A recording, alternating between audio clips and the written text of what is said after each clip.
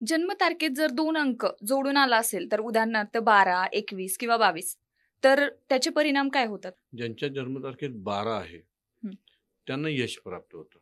पण ते 100% न होता बऱ्याचदा म्हणजे जर आपण 100% यश प्राप्त पाहिजे, तर त्यांना 70 ते 80% यश प्राप्त होतं. हं, 12 असेल तर 70 ते 80% यश प्राप्त होतं.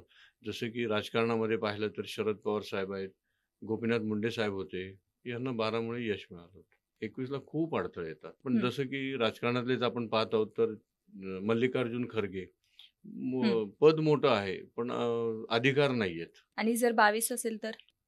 22 असेल तर दुग्ध शर्करा योग आहे. म्हणजे 22 म्हणजे 2 वेळा चंद्रग्रह आहे. हं, 2 वेळा चंद्रग्रह येतो तो पुन्हा राहूच्या बरोबर जातो. त्यामुळे पैसे भरपूर मिळतात, सत्ता पण मिळते. पण हं. तो 2 वेळा असल्यानंतर ती प्रमाणात मिळते. मग आता त्याच्याबद्दल आपल्या राजकारणातलंच आपण पाहतोय, तर अजितदादा आहेत. अजितदादा पवारांना पहा सत्तेपर्यंत जातात. उपमुख्यमंत्री ही सुद्धा सत्ताच आहे आणि पैसे पण मिळतात.